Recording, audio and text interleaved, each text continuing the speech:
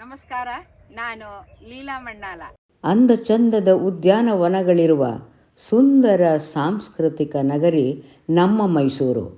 ಇಲ್ಲಿ ನಾವು ನೋಡುತ್ತಾ ಇರುವುದು ಕೂಡ ಮೈಸೂರಿನ ಒಂದು ಉದ್ಯಾನವನ. ಆದರೆ ಈ ಉದ್ಯಾನವನಕ್ಕೊಂದು ವಿಶೇಷತೆ ಇದೆ. ಏನಂತ ಕೇಳ್ತೀರಾ? ಇದು ಮೈಸೂರಿನ ಮೊದಲನೆಯ ಬೊಟ್ಯಾನಿಕಲ್ ಗಾರ್ಡನ್ ಎಂಬ ಹೆಗ್ಗಳಿಕೆಗೆ ಪಾತ್ರವಾಗಿದೆ. ಈ ಉದ್ಯಾನವನ ಲಿಂಗಾಂಬುದಿ ಬೊಟ್ಯಾನಿಕಲ್ ಗಾರ್ಡನ್ ಮೈಸೂರಿನ ರಾಮಕೃಷ್ಣ ನಗರದಲ್ಲಿ ಇದೆ. ಈ ಬೊಟ್ಯಾನಿಕಲ್ ಗಾರ್ಡನ್ ಲಿಂಗಾಂಬುದಿ ಕೆರೆಯ ದಡದ ಮೇಲೆ ಇದೆ. ಕೆರೆಯ ಬಗ್ಗೆ ಹೇಳಬೇಕಾದ್ರೆ 1828ರಲ್ಲಿ ಮುಮ್ಮಡಿ ಕೃಷ್ಣರಾಜ ಒಡೆಯರ ಕಾಲದಲ್ಲಿ ಈ ಕೆರೆ ಅಸ್ತಿತ್ವಕ್ಕೆ ಬಂತು. ಅಂದರೆ ಮಹಾರಾಣಿ ಕೃಷ್ಣವಿಲಾಸ ಲಿಂಗಮ್ಮಣ್ಣಿ ಇವರ ಹೆಸರಿನಲ್ಲಿ ಇದೆ ಕೆರೆ. ಇಲ್ಲಿ ಇದೀಗ ನೀವು ನೋಡುತ್ತಾ ಇರುವಂಥ ಬೊಟ್ಯಾನಿಕಲ್ ಗಾರ್ಡನ್ 15 ಎಕರೆ ಜಾಗದಲ್ಲಿ ಪಸರಿಸಿದೆ. ಅತ್ಯಂತ ಆಕರ್ಷಕವಾಗಿದೆ. ಉದ್ಯಾನವನವನ್ನು ಪ್ರವೇಶಿಸುತ್ತಿದ್ದಂತೆಯೇ ನಾವು ಒಂದು ಸುಂದರವಾದ ಗುಲಾಬಿ ತೋಟವನ್ನು ಕಂಡಿದ್ದೇವೆ. ಹಾಗೆಯೇ ವಿವಿಧ ಬಗೆಯ ಸಸ್ಯಗಳು ಇಲ್ಲಿವೆ. ಹೂವಿನ ಗಿಡಗಳು, ಇತರ ಔಷಧೀಯ ಗಿಡಗಳು, ಬೃಹತ್ತಾದ ಮರಗಳು ಕೂಡ ಇಲ್ಲಿವೆ.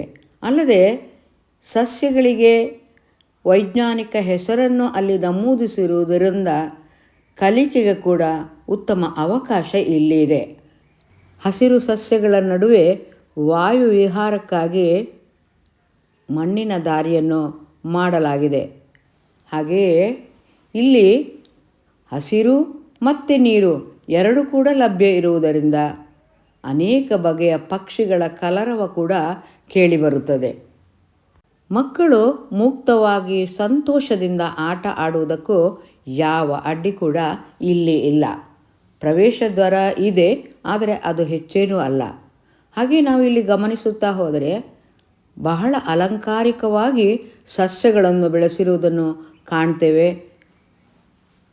ಮುಂಬಯಿಯ ಹ್ಯಾಂಗಿಂಗ್ ಗಾರ್ಡನ್ ನೋಡಿದ್ದ ನನಗೆ ನಮ್ಮ ಈ ಮೈಸೂರಿನ ಬೊಟ್ಯಾನಿಕಲ್ ಗಾರ್ಡನ್ ಯಾವ ರೀತಿಯಿಂದಲೂ ಕಮ್ಮಿ ಇಲ್ಲ ಅಂತ ಅನಿಸಿತು.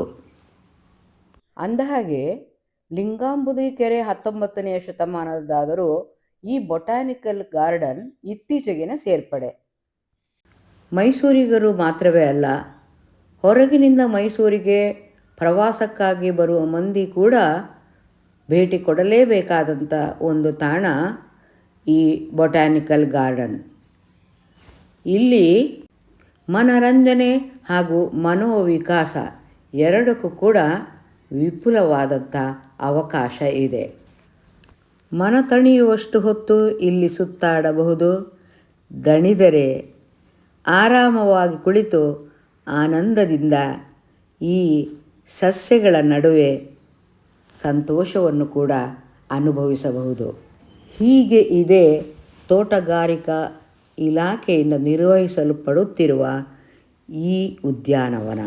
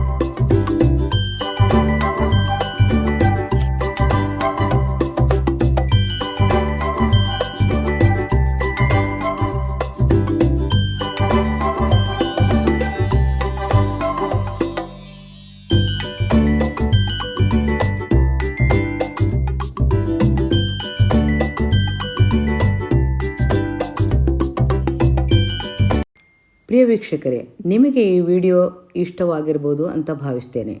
ಇಷ್ಟವಾಗಿದ್ದಲ್ಲಿ ಒಂದು ಲೈಕ್ ಕೊಡಿ, ಹಾಗೆಯೇ ನಿಮ್ಮ ಆತ್ಮೀಯರೊಂದಿಗೆ ಹಂಚಿಕೊಳ್ಳಿ. ನಮ್ಮ ಚಾನೆಲ್ಗೆ ಸಬ್ಸ್ಕ್ರೈಬ್ ಆಗಿರದಿದ್ದರೆ ಸಬ್ಸ್ಕ್ರೈಬ್ ಮಾಡಿ ಅಂತ ಕೇಳ್ಕೊತೇನೆ. Thank you for watching.